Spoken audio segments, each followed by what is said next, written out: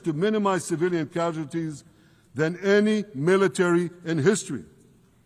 And because we're doing that, the ratio of non-combatant to combatant casualties is less than 2 to 1 in Gaza.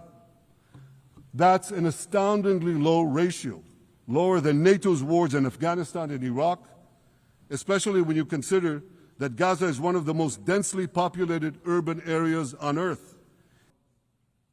And a beautiful young couple from the Israeli embassy in Washington. And this charge is so baseless. The comparison to genocide, wholesale slaughter of populations. What, did the Nazis ask the Jews to leave, kindly leave, go out? Did others, you want me to name all the genocidal leaders of history? Just go one by one. Did anyone do this? Did they say, get out so we can come in? Of course not. Bethlehem, the birthplace of Jesus, was under Israeli control. Israel is accused of deliberately starving the people of Gaza when Israel is deliberately feeding the people of Gaza. If there are Gazans who don't have enough food, it's because Hamas is stealing it. Hamas steals it, hoards it, and sells it at exorbitant prices to fight its war machine.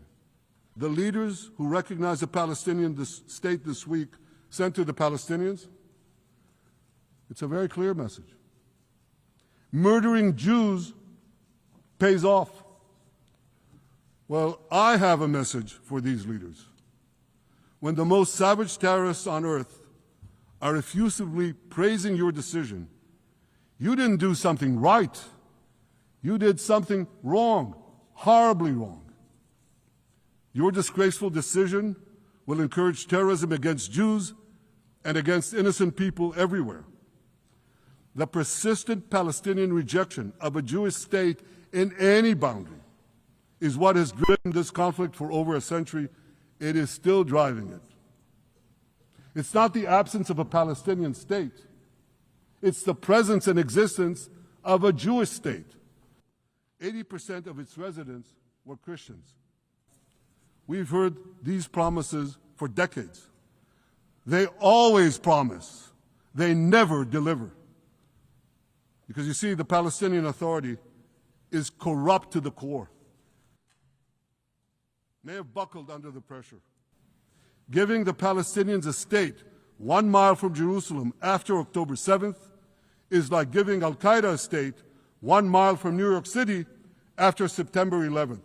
This is sheer madness. It's insane, and we won't do it.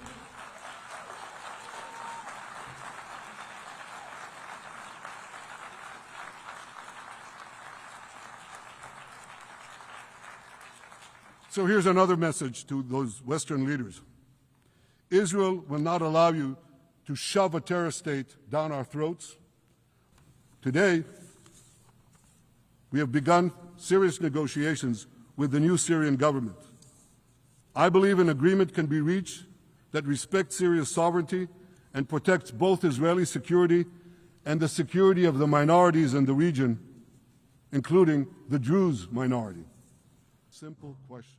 A simple, logical question. Peace between Israel and Lebanon is possible as well. I call on the Lebanese government to also begin direct negotiations with Israel. I commend it for its declared aim to disarm Hezbollah. But we need more than words. If Lebanon takes genuine and sustained action to disarm Hezbollah, I'm sure we can achieve a sustainable peace. Have already heeded our calls and moved to safe zones. Victory over Hamas will make peace possible with nations throughout the Arab and Muslim world. Our victory would lead to a dramatic extension and expansion of the historic Abraham Accords, which President Trump brokered between Arab leaders and myself 5 years ago.